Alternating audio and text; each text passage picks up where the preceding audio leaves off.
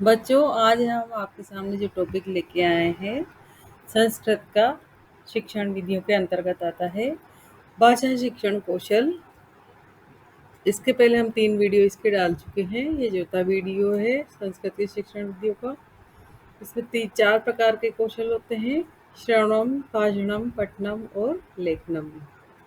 श्रवण और भाषण है वो ध्वनि विज्ञान से संबंधित है।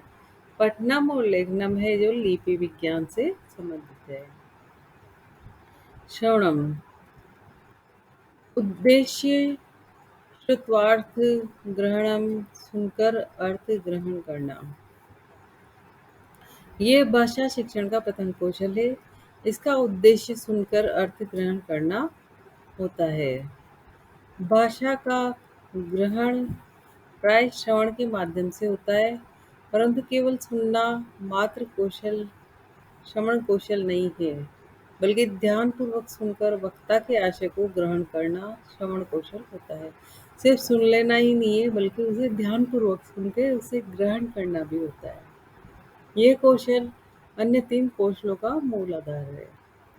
श्रवण कौशल के विकास के तत्व: वक्ता के मुख से उच्चारित ध्वनियों को ध्यानपूर्वक सुनना।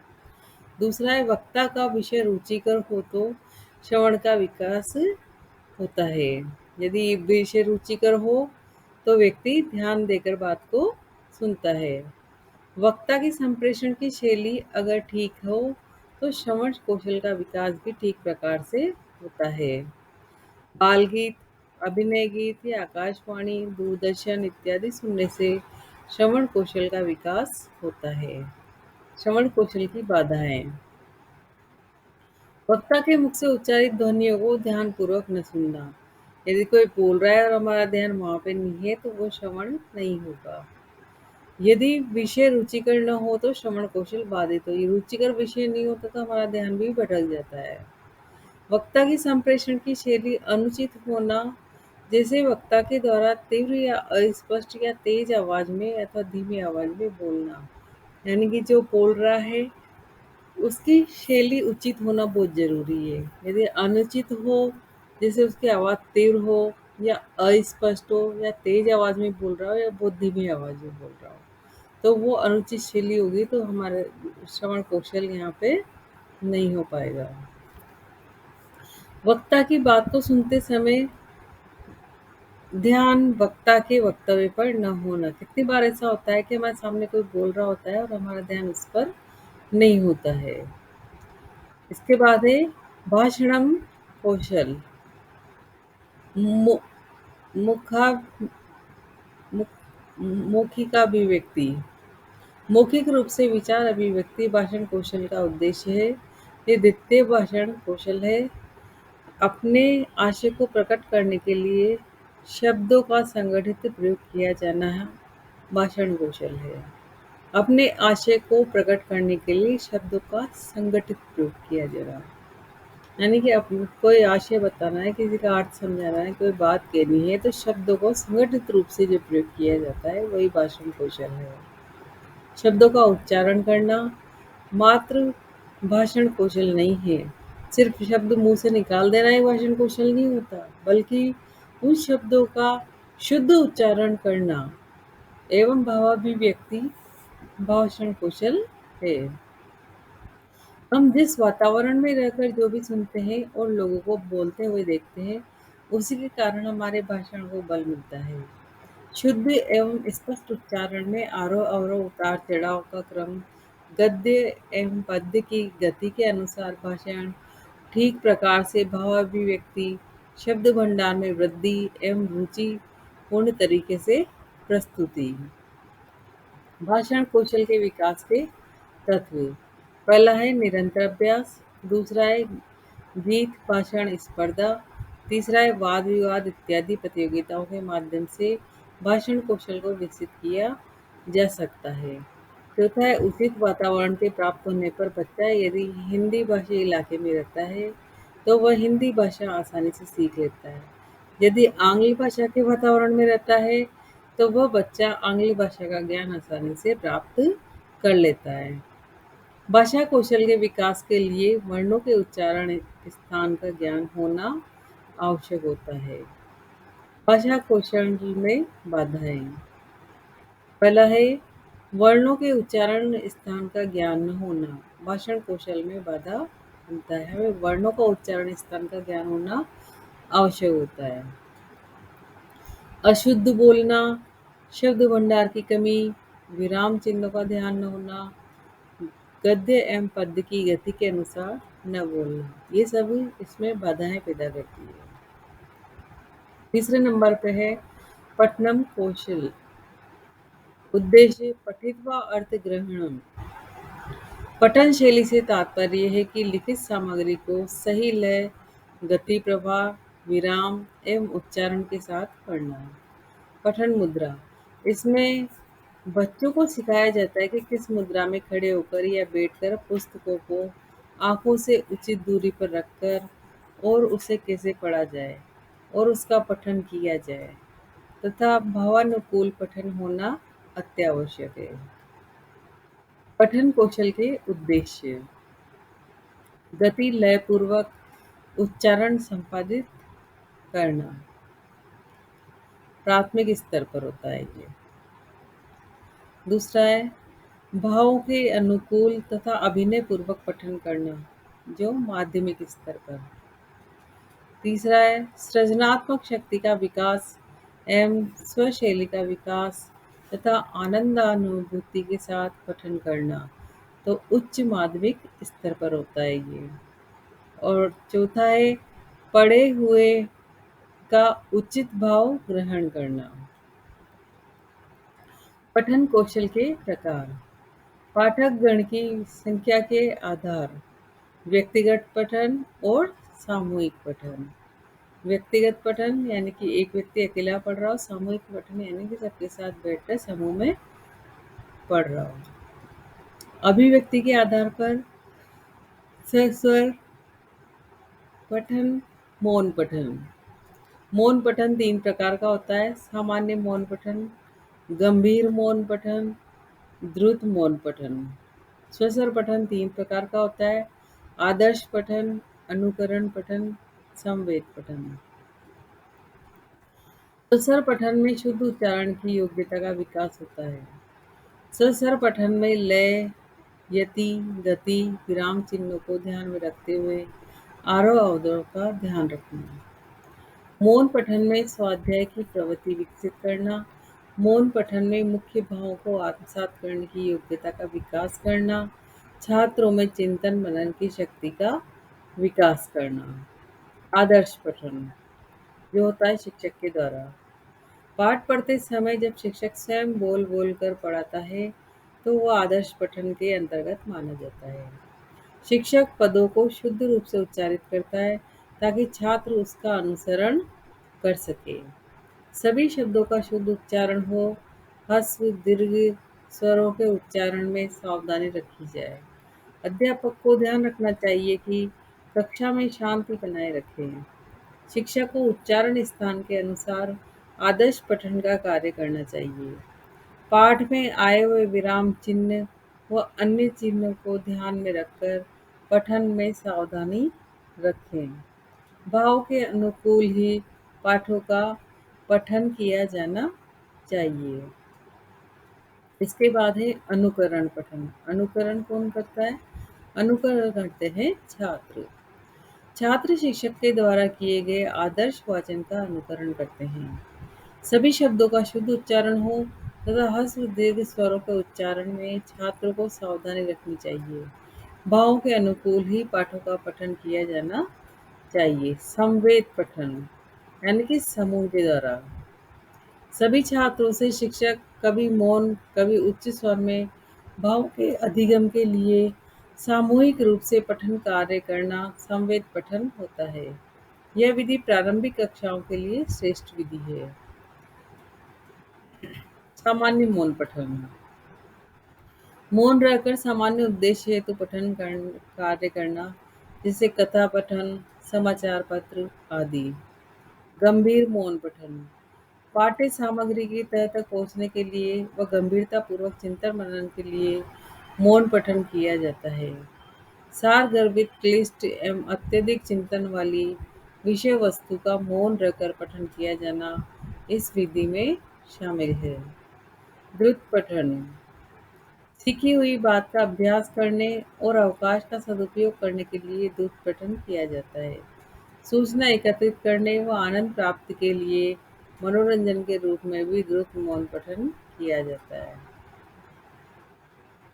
पठन कौशल अभिवृद्धि की विधि। पहली विधि है वर्ण विधि। इस विधि को अक्षर बोध विधि या वर्ण बोध विधि इत्यादि नामों से जाना जाता है। इस विधि में वर्णमाला के एक एक वर्ण का ज्ञान कराया जाता है। यह विधि सरल से कठिन, अंश से पूर्ण एवं सूक्ष्म से स्थूल की ओर शिक्षण सूत्रों का अनुसरण करती है। पद विधि। इस विधि को शब्द विधि भी कहते हैं। वर्ण के ज्ञान के पश्चात छात्र को पद का परिचय करवाया जाता है। यह विधि शब्द प्रदान विधि है। वाक्य विधि। पदों के ज्ञान के पश्चात छात्र को वाक्यों का ज्ञान, वाक्य में स्थित कर्ता, कर्म, क्रिया इत्यादि का परिचय कराया जाता है। इस विधि में संपूर्ण वाक्य की प्रधानता होती है। लेखन कौशल। उद्देश्य लिखित अभिव्यक्ति। ये भाषा शिक्षण का चतुर्थ एवं अंतिम कौशल है। ध्वनि रूप में विद्यमान भाषा अंश का लिपि रूप में लिखा जाना ही लेखन कौशल होता है। यह कौशल भाषा के स्वरूप को स्थायित्व प्रदान करता है। इस कौशल में वर्तनी का अत्यधिक महत्व होता है। यह कौशल अक्षर, शब्द, वाक्य के स्वरूप का ज्ञान प्रदान करता है। पढ़े हुए विषय को लिखित रूप में अभिव्यक्त करना इस कौशल का मुख्य उद्देश्य है। लेखन कौशल अभिवृद्धि की विधि। दृष्ट लेखन विधि। इस विधि को जैकटॉट विधि भी कहते हैं। अध्यापक के द्वारा लिखे गए शब्दों का अनुकरण करके छात्र लिखता है अथवा पुस्तक एवं श्याम पट पर देखकर छात्र अभ्यास करता है। इस विधि में अनुक्रिया कम होती है, विराम चिन्ह आदि का ज्ञान होता है। श्रुत लेखन विधि। अध्यापक के पदों अर्थात वाक्यों को सुनकर लिखना। इस विधि में अध्यापक को चाहिए कि वह मध्यम गति से वाचन करें तथा वाक्य एवं पद छात्रों की पाठ्य पुस्तक से ही हो। अध्यापक विराम चिन्हों को न बोले बल्कि छात्र स्वयं ही उन्हें समझने का प्रयत्न करें। छात्र स्वयं भावानुकूल विराम चिन्ह आदि का प्रयोग करें। यह विधि उच्च प्राथमिक एवं माध्यमिक स्तर के छात्रों के लिए श्रेष्ठ विधि है। अक्षर स्वरूप अनुकरण विधि। इस विधि में छात्र क्लिष्ट अक्षरों के स्वरूपों का अनुकरण करता है। अध्यापक को चाहिए कि वह अधिकाधिक श्याम पट का प्रयोग करें एवं गृह कार्य के अतिरिक्त अन्य विषयों पर लिखने का अभ्यास छात्रों से करवाया जाए। व्याकरण विधि। व्याकरण शिक्षण विधि। सूत्र विधि, पारायण विधि, व्याख्या विधि, व्याकरणानुवाद विधि, आगमन विधि, निगमन विधि, आगमन निगमन विधि, अव्याकृत विधि यानी कि भाषा संसर्ग विधि, समवाय विधि। आगमन निगमन विधि ये दो विधियों का मिश्रण है। इस विधि में छात्र को उदाहरण से नियम तथा नियम से उदाहरण की ओर ले जाया जाता है। इस विधि से प्राप्त ज्ञान स्थायी तथा रोचक होता है। यह विधि व्याकरण की श्रेष्ठ विधि है। यह पद्धति मनोवैज्ञानिक सिद्धांतों के अनुरूप है क्योंकि इसमें ज्ञात से अज्ञात, सरल से कठिन, विशेष से सामान्य की ओर, प्रत्यक्ष से प्रमाण की ओर आदि शिक्षण सूत्रों का सहारा लिया जाता है। व्याकरण ज्ञान देते समय छात्र को समान तरीके से शब्द का विश्लेषण करवाया जाता है। इस विधि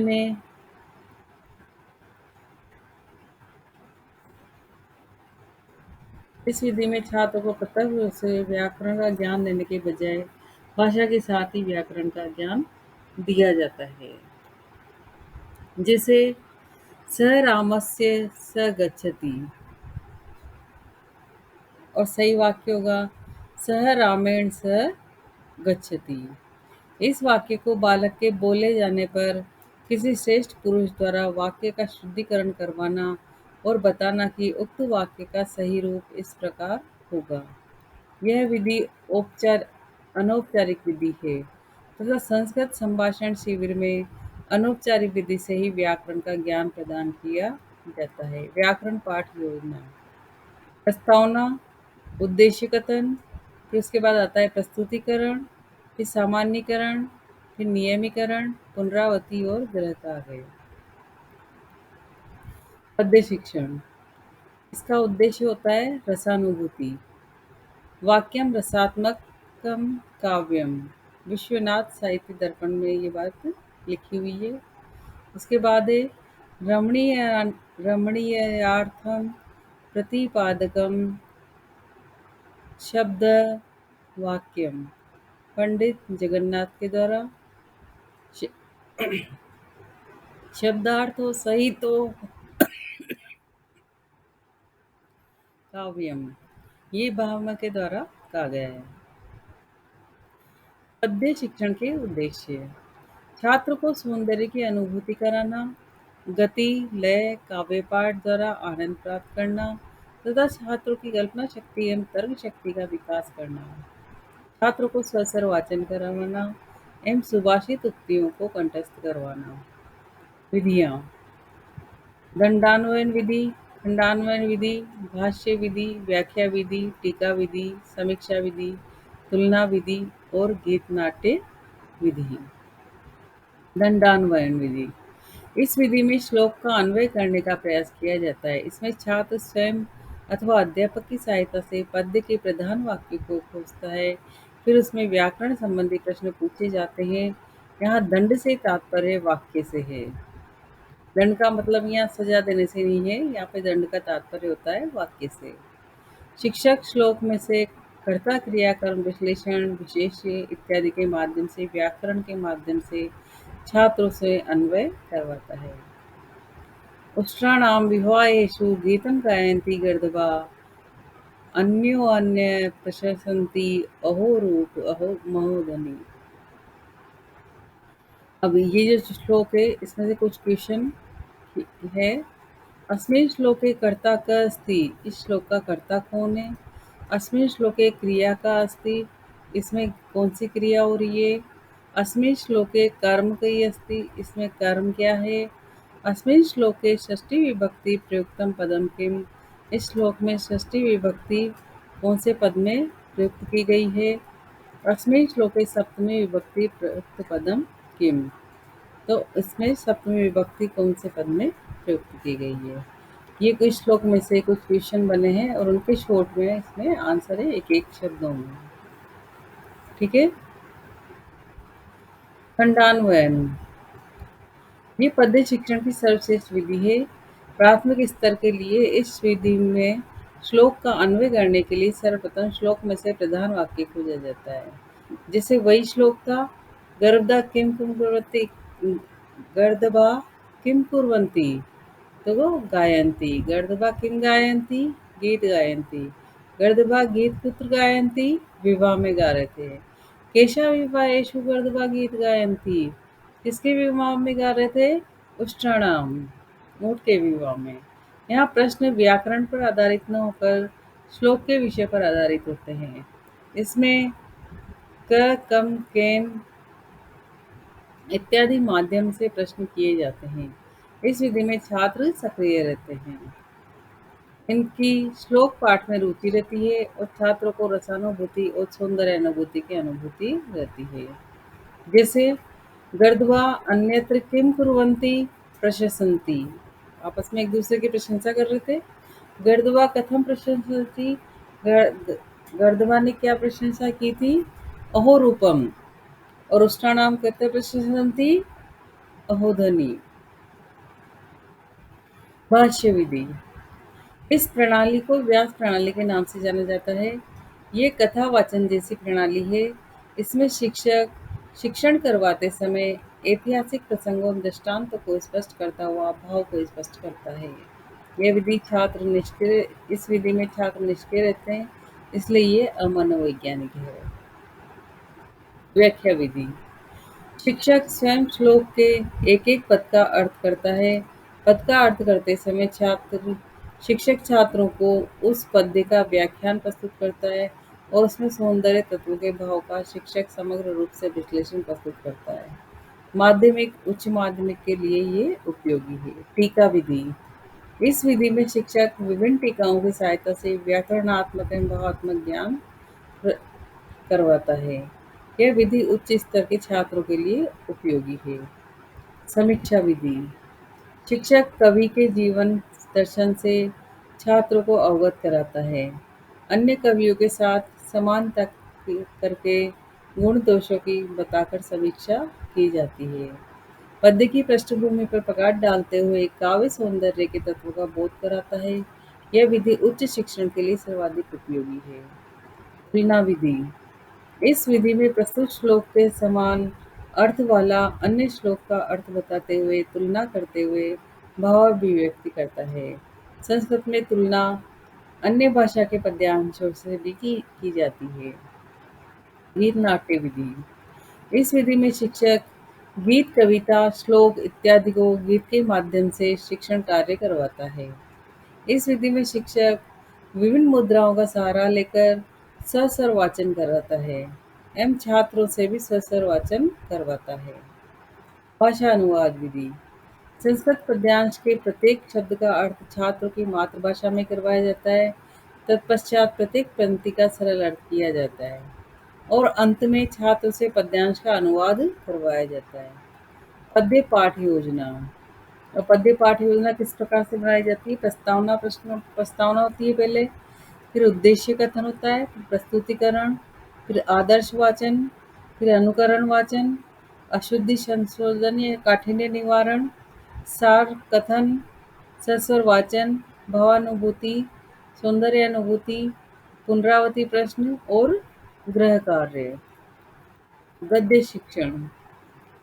प्रतिबंधोजितम गद्यम साहित्य दर्पण उज्जित उद प्लस जित। जो रचना छंद से रहित है वह रचना के गद्य के अंतर्गत मानी जाती है। अपाद पद संतानो गदम काव्य दर्श दंडी के अनुसार जो रचना पाद या चरण से रहित है तथा सुबंत तिडंत पद से युक्त हो वह गद्य होता है। गद्य कवीनाम निकषा वदंती। गद्य कवियों की कसौटी कही गई है। उद्देश्य। ग्रहण अभिव्यक्ति। नए पदों के ज्ञान एवं उच्चारण में वृद्धि। नए नए शब्दों के प्रति आकर्षित करके छात्रों में अभिरुचि पैदा करना। छात्रों में शब्द भंडार एवं शब्द शक्तियों का ज्ञान प्रदान करना। छात्र को विवेचनात्मक एवं समीक्षात्मक शक्ति की ओर अग्रसर करना। गद्य शिक्षण की विधियाँ। उद्बोधन विधि, अर्थबोध विधि, प्रवचन विधि, कथन विधि, संवाद विधि, व्याख्या विधि, स्पष्टीकरण विधि। उद्बोधन अर्थबोध विधि। छात्रों के माध्यम से अर्थ निकलवाना उद्बोधन विधि के अंतर्गत आता है। इस विधि में अध्यापक कठिन शब्दों के अर्थों को बताने के लिए अनेक साधनों का सहारा लेता है, जैसे कि महापुरुषों के चित्र दिखाकर, गणितीय आकृतियां दिखाकर, देश प्रदेशों के नाम मानचित्र पर दिखाकर, छात्रों को मॉडल दिखाकर, जैसे ज्वालामुखी, यातायात व्यवस्था, पदार्थों को प्रत्यक्ष दिखाकर, जैसे पुष्प, फल, फर्नीचर, पुस्तक आदि प्रत्यक्ष अभिनय करवाकर, जैसे हंसकर, गाकर, दौड़कर, पढ़कर आदि क्रियाएं करते हैं। ये प्राथमिक स्तर के लिए उपयोगी है। प्रवचन विधि, कथन विधि। इस विधि में अध्यापक विभिन्न प्रविधियों का सहारा लेकर काठिन्य निवारण करता है, जैसे अनुवाद विधि। अध्यापक के द्वारा संस्कृत के पदों का सरल मातृभाषा में अनुवाद करना। टीका विधि। इसमें व्याकरण से संबंधित एवं साहित्यिक विवेचना प्रस्तुत की जाती है। संस्कृत साहित्य के प्रसिद्ध टीकाकार मल्लिनाथ जी हुए हैं। यह माध्यमिक स्तर के लिए ये विधि उपयोगी है। टीका विधि। कोश विधि। यह विधि उच्च स्तर के बच्चों के लिए उपयोगी है। इस विधि में शब्द का अर्थ स्पष्ट करने के लिए उसके पर्याय शब्दों को शिक्षण कार्य में लिया जाता है, जैसे कर, हस्त। परिभाषा विधि। पारिभाषिक शब्दों को उदाहरण देकर समझाना इस विधि का मुख्य उद्देश्य होता है। संवाद विधि। प्रश्नोत्तर विधि या सुकरात विधि भी इसको कहते हैं। आधुनिक काल में इस विधि के प्रवर्तक सुकरात माने जाते हैं और इसे सुकराती विधि भी कहा जाता है। शिक्षक विभिन्न प्रश्नों के माध्यम से छात्रों से उत्तर प्राप्त करता है। इन समस्यात्मक प्रश्नों पर छात्रों के समक्ष अपना वक्तव्य रखता है। आपसी संवाद के कारण इस विधि को संवाद विधि के नाम से भी जाना जाता है। व्याख्या विधि। इस विधि में शिक्षक छात्र को नए नए शब्द एवं वाक्यों की व्याख्या प्रस्तुत करता है। स्पष्टीकरण विधि। इस विधि में अध्यापक विभिन्न प्रविधियों का सहारा लेकर पाठ में आए हुए पदों को स्पष्ट करता है, जैसे व्युत्पत्ति के आधार पर संधि, समास, प्रत्यय, अव्यय, उपसर्ग, क्रिया आदि के माध्यम से पदों की उत्पत्ति करके उनका अर्थ स्पष्ट करना। वाक्य में आए हुए कठिन पदों को किसी दूसरे सरल वाक्य में प्रयोग करके अर्थ स्पष्ट करना, समझाना। छात्र को विभिन्न उदाहरण के माध्यम से स्पष्टीकरण किया जा सकता है। समानार्थक शब्द एवं विलोम शब्द आदि में तुलना करके भी पदों को स्पष्ट किया जा सकता है। गद्य शिक्षण की जो पाठ योजना होती है वो इस प्रकार है। प्रस्तावना, उद्देश्य कथन, प्रस्तुतिकरण, आदर्श वाचन या अनुकरण वाचन, अशुद्धि संशोधन, काठिन्य निवारण, बोध प्रश्न, मौन वाचन, विचार विश्लेषणात्मक, सार कथन, पुनरावृत्ति प्रश्न और गृह कार्य। इसके बाद लेते हैं हम नाटक शिक्षण को। इसका उद्देश्य है संसार एवं संस्कृति को ग्रहण करना। नाटक के पात्रों द्वारा छात्र को संस्कृति शिक्षण एवं संस्कार शिक्षण करवाना चाहिए। आरोह अवरोह पूर्वक वार्तालाप एवं अभिनय की क्षमता प्रदान करना। छात्रों में निरीक्षण, कल्पना, चिंतन शक्ति एवं विवेचन की योग्यता विकसित करना। अवस्थानुकृतिम नाटकम। धनंजय दशरूप। अवस्था की अनुकृति ही नाटक है। भरत मुनि ने नाटक को पंचम वेद माना है। भरत मुनि के अनुसार नाटक शिक्षण के उद्देश्य हितोपदेश जननम, विश्रांति जननम, विनोद जननम। नाटक शिक्षण की विधियाँ: आदर्श नाट्य विधि, कक्षा अभिनय विधि, रंगमंच विधि, समवाय विधि और व्याख्या विधि। आदर्श नाट्य विधि। इस विधि में नाटक में आए हुए सारे पात्रों का अभिनय स्वयं शिक्षक करता है। पात्रों के अनुकूल एवं भाव के अनुकूल आरोह अवरोह के साथ संवाद के साथ अभिनय करता है।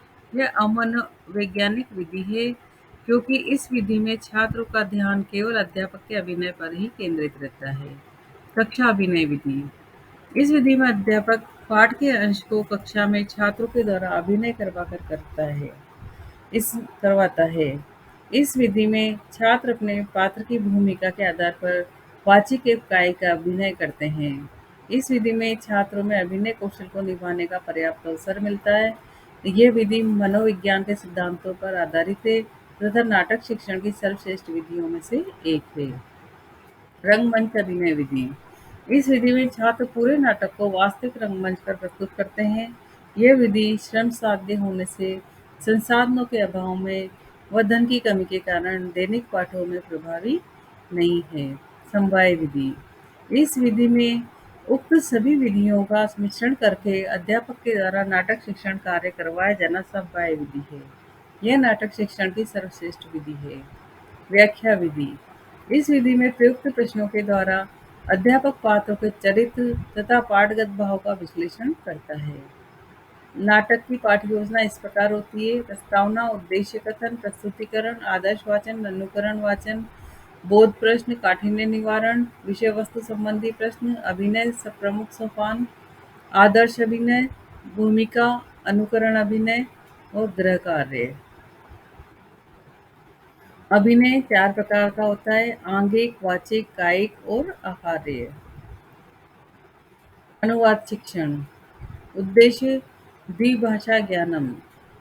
किसी भाषा में कही लिखी गई बात का किसी दूसरी भाषा में सार्थक परिवर्तन अनुवाद कहलाता है। अनुवाद से 2 भाषाओं का बोध एवं व्याकरण का ज्ञान प्राप्त होता है। संस्कृत में अनुवाद मातृभाषा से संस्कृत भाषा में हो सकता है एवं संस्कृत भाषा से मातृभाषा में हो सकता है। अनुवाद करने की 3 तरह की प्रक्रियाएं प्रचलित है: शब्दानुवाद, अक्षरानुवाद। इस अनुवाद की विधि में एक शब्द के स्थान पर उसी अर्थ के समान वाले संस्कृत भाषा के शब्द का प्रयोग करना।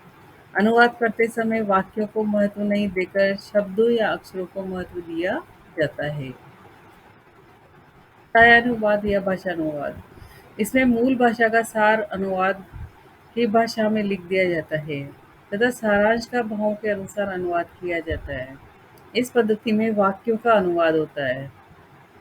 तथ्यानुवाद, इस अनुवाद विधि का दूसरा नाम अर्थानुवाद भी है। अनुवाद की इस विधि में शब्द एवं भाव का मिश्रण किया जाता है। इस अनुवाद में भाषा के तथ्यों का अनुवाद किया जाता है। अनुवाद शिक्षण की विधियाँ: पुस्तक विधि, द्विभाषी अनुवाद विधि, तुलना एवं अनुकरण विधि, मातृभाषा विधि। अब पढ़ते हैं पुस्तक विधि के बारे में। पुस्तक विधि सरल से कठिन की ओर शिक्षण सूत्र इस विधि का अनुसरण करता है। इसमें अनुवाद का कार्य पाठ्य पुस्तकों की सहायता से संपन्न होता है, जैसे संस्कृत में बृहत रचनानुवाद कौमुदी। द्विभाषी अनुवाद विधि, जिसमें एक व्यक्ति मातृभाषा में बोलता है, दूसरा उसका अनुवाद करता है। ये विधि स्कूलों के अलावा भी बड़े-बड़े सम्मेलनों में काम में ली जाती है। तुलना एवं अनुकरण विधि, इसमें संस्कृत वाक्य बोलकर मातृभाषा या अन्य भाषा में उसके समान भावार्थ का वाक्य बोला जाता है। इस विधि में छात्र दूसरी भाषा के वाक्यों के साथ तुलना करते हैं तथा उन वाक्यों का अनुकरण करते हैं। मातृभाषा विधि, इस किसी भाषा को मातृभाषा का सहारा लेकर अनुवाद सिखाना मातृभाषा विधि कहलाती है। अनुवाद पाठ योजना इस प्रकार होती है: प्रस्तावना, उद्देश्य कथन, प्रस्तुतिकरण, मौन वाचन, काठिन्य निवारण, मौखिक कार्य, शामपट कार्य, संशोधन, सामान्यीकरण, सिद्धांत निरूपण और गृह कार्य। अब कुछ अधिगम के साधन पर है शिक्षण सहायक साधनानी, उनके बारे में हम चर्चा करेंगे। अधिगम की परिस्थितियों का सृजन करने तथा अधिगम के उद्देश्यों को प्राप्त करने के लिए संप्रेषण युक्तियों का चयन किया जाता है। इनको प्रभावशाली बनाने में दृश्य श्रव्य सहायक सामग्री के प्रयोग की अधिगम की परिस्थितियों को अधिक प्रभावशाली रूप से प्रस्तुत किया जा सकता है और शिक्षण के उद्देश्यों की अधिकतम प्राप्ति की जा सकती है। दृश्य श्रव्य सामग्री के प्रयोग से छात्र अध्ययन में रुचि लेते हैं और सीखने के लिए तत्पर रहते हैं।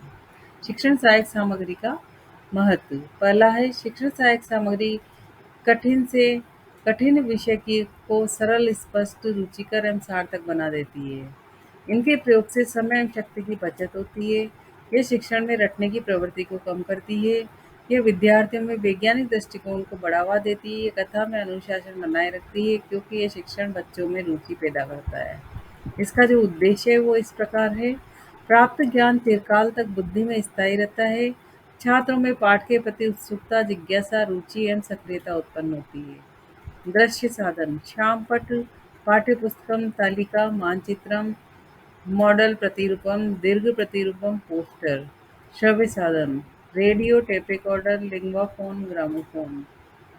श्रव्य दृश्य: टेलीविजन, संगणक यंत्रम, चलचित्रम, नाटक, अत्याधुनिक चल दूरभाष यंत्रम, मोबाइल जैसे। मुझे उम्मीद है आपको ये संस्कृत की विधियाँ समझ में आ गई होंगी और इसका अगला पार्ट हम लेकर जल्दी ही आपके सामने आएंगे। हमारे चैनल को लाइक, शेयर एंड सब्सक्राइब करें। धन्यवाद।